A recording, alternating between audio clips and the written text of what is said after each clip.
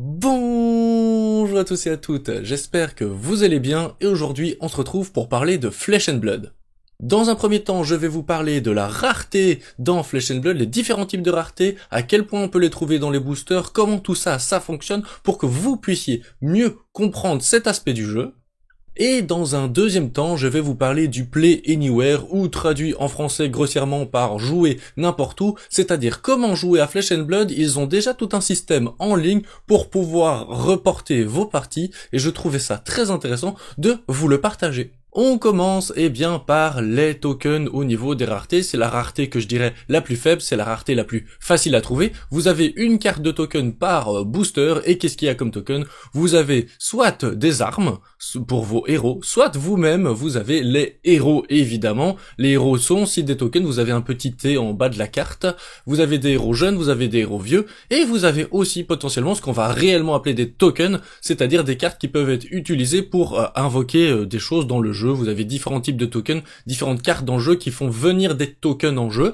Bref, vous aurez compris, c'est un niveau de rareté très facile à obtenir. Les magasins, les boutiques en auront. Moi-même, j'en ai quasi de tous les exemplaires. C'est la carte la plus facile à avoir. Niveau de rareté suivant, c'est les communes. Les communes, il y a de plein de types différents. Vous avez des communes équipements. Donc les équipements, c'est ce que vous mettez au début de la partie, à côté de votre héros. Vous avez des communes qui sont aussi des communes génériques. Ça, les génériques, c'est très simple. Vous pouvez les mettre dans n'importe lequel de vos decks de héros. C'est une générique, elle peut être mise n'importe où. Et vous avez, évidemment, des communes de classes. Donc des classes de héros spécifiques. Par exemple, une commune ninja ou une commune magicien, wizard. Bref, vous avez des communes spécifiques à une classe que vous ne pouvez mettre que au niveau, d'une classe en particulier, ce qui vous paraîtra assez logique.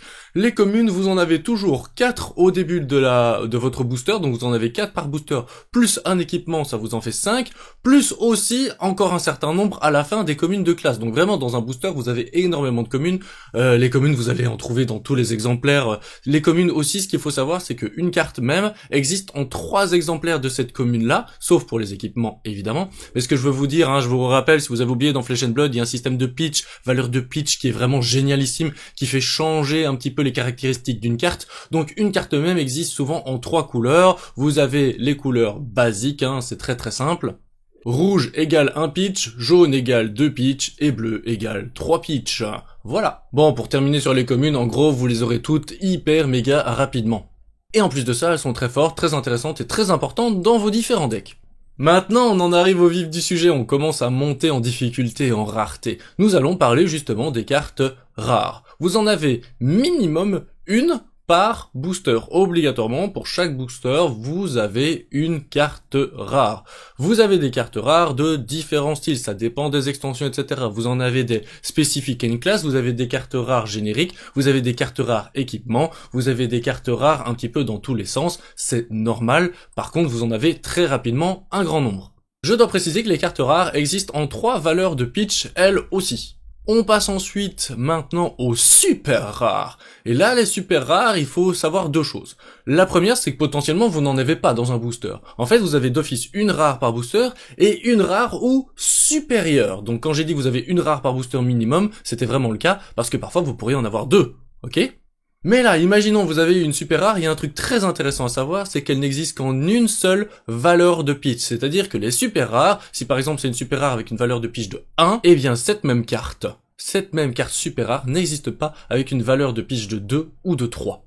Elles sont plus difficiles à trouver, ça s'appelle super rare, et il faut savoir que les moyennes changent en fonction des extensions. Donc renseignez-vous, vous avez tous les liens sur le site internet qui vous expliquent exactement au millimètre près, non pas au millimètre mais au pourcentage près, le nombre de chances que vous avez d'avoir une super rare, mais sachez que c'est plus difficile. Après les super rares, on en arrive aux Majestics. Les Majestics, c'est vraiment des cartes qui sont recherchées parce qu'elles sont beaucoup jouées. Oui, elles sont assez fortes, il faut dire les choses comme elles sont.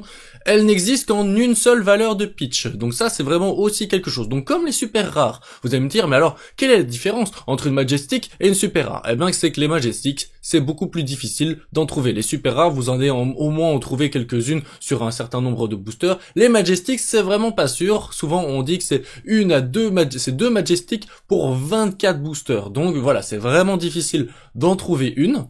Ce qui est super cool, c'est qu'il y a ce côté-là, quand on ouvre une Majestic, waouh, on est super en forme, on est super content, et même si c'est pas un héros que vous allez jouer, vous allez pouvoir l'échanger ou la vendre. Je parlerai du marché parallèle un petit peu plus tard. Après les Majestics, on passe à un niveau supérieur. Là, c'est les grands, c'est le niveau presque maximum. C'est les légendaires. Les légendaires, c'est un truc de fou. C'est hyper difficile d'en trouver. C'est tous les displays, donc tous les 24 boosters, tous les même 48 boosters plutôt. Moi, j'ai eu de la chance, j'en ai récupéré 2.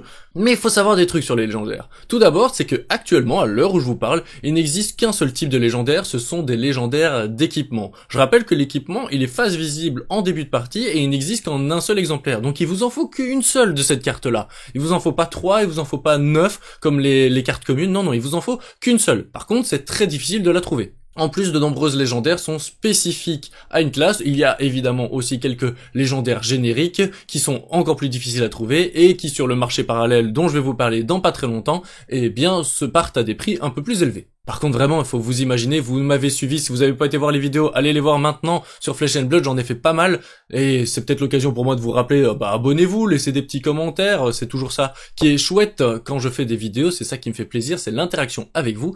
Mais ce que je voulais vous dire, c'est que voilà, si vous ouvrez une légendaire, moi je les ai ouverts avec vous en vidéo, waouh, c'est un truc incroyable parce que c'est vraiment très très rare, il y a un sentiment qui est là, qui est dingue, et qui est difficile à expliquer. Enfin non, pas difficile à expliquer, vous l'avez compris, vous êtes super excité. Et maintenant, c'est pas fini, non, parce qu'après les légendaires, il y a encore un autre type de carte. Mais alors là, c'est un truc de dingue, c'est un truc vraiment très très bizarre, on ne sait même pas, en termes de pourcentage, combien de chances, combien de boosters il faudrait qu'on ouvre pour l'obtenir. Je vous parle évidemment des fables. Alors attention, ne partez pas en courant en vous disant mais c'est quoi ce jeu pay to win, n'importe quoi, attention, restez bien là. En fait, les fables, c'est vraiment un délire que je comprends totalement avec Legend Story Studio qui ont fait ça. Ils se sont dit, on va créer des cartes pour les collectionneurs.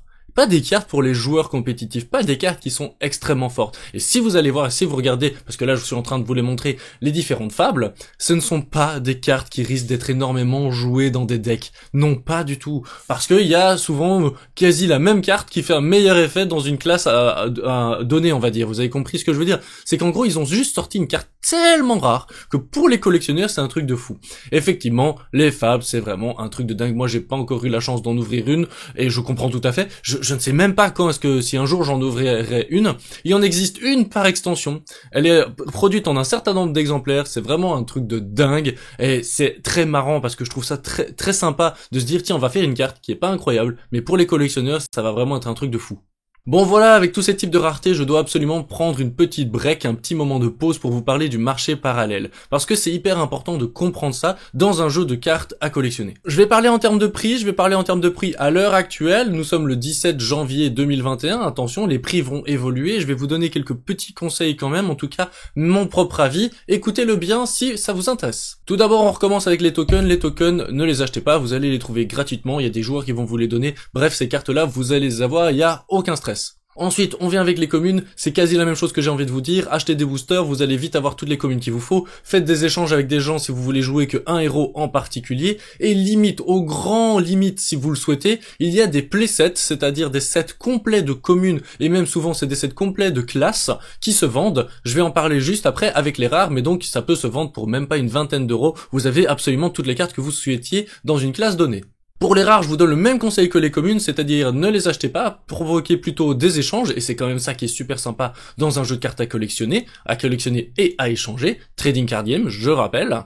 Et je reviens avec ce concept de playset, il y a beaucoup de gens, il y a sur des sites internet, vous pouvez mettre dans votre panier toutes des cartes, etc. Et vous allez en avoir pour 15-20 euros, vous allez avoir absolument toutes les rares, dans toutes les valeurs de pitch, toutes les communes, dans toutes les valeurs de pitch, pour une classe donnée, c'est vraiment pas si cher que ça, et vous avez déjà de quoi faire un énorme deck, quelque chose qui vous convienne, de deck builder, de vous amuser avec. Ensuite, au niveau des super rares et des majestics, super rare, je dirais à voir un petit peu, si vous souhaitez les acheter, etc. Ça va dépendre un petit peu, ça va partir autour de 5-6 euros la super rare. Je rappelle qu'elle existe qu'en une seule valeur de pitch, donc pour quelque chose comme 15-20 euros, vous avez vos 3 super rares qui vous intéressent, donc la même carte, vous les avez en 3 exemplaires et vous pouvez l'incorporer dans votre deck. Je vous laisse faire un petit peu les calculs. Les Majestics, elles se vendent un peu plus cher en ce moment, ça dépend un peu laquelle Majestic, évidemment, mais ça peut être de 15-20 euros.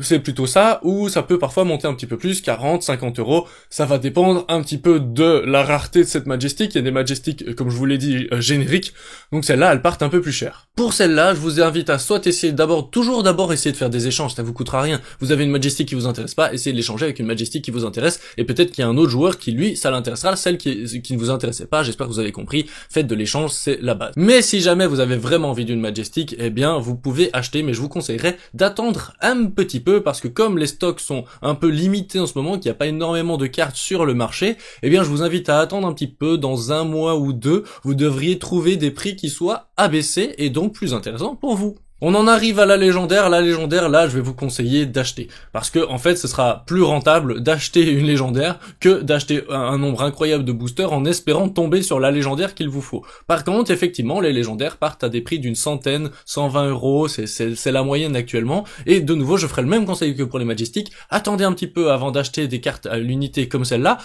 parce que, eh bien, dans le futur, il va y en avoir plus des cartes, il va y en avoir plus sur le marché, donc les prix vont encore baisser. Maintenant, à vous de voir, hein, si vous avez envie de l'acheter, vous l'achetez maintenant, il n'y a pas de souci, mais on est quand même dans une phase plutôt ascendante au niveau des prix, et les stocks sont en train de revenir là, il y a plein de stocks qui sont en train de réarriver, donc il suffit juste d'être un tout petit peu patient, de jouer avec vos rares et avec vos communes, et puis les prix vont baisser, et de pouvoir vous permettre d'acheter une légendaire, ou encore une fois, de faire un échange. On terminera avec les fables. Je n'ai aucun intérêt à vous dire de l'acheter et j'ai encore moins d'intérêt à vous dire d'acheter des boosters pour essayer de la trouver. Si vous tombez dessus, vous avez une chance incroyable et moi je vous donnerais presque le conseil, c'est de la vendre parce que ça part à des prix entre 500 et 2000 $, c'est vraiment des trucs de fou. Mais je vous rappelle que c'est vraiment des cartes pour la collection. Attention, c'est pas des cartes qui sont vraiment faites pour être jouées dans un deck compétitif ou pour s'amuser en famille. Donc voilà, si vous êtes un collectionneur, allez, partez à l'aventure de la recherche d'une carte fable, mais pour tous ceux qui regardent cette vidéo, je l'espère, vous êtes plutôt des joueurs, peut-être compétitifs ou des joueurs qui avaient envie de vous amuser dans ce jeu.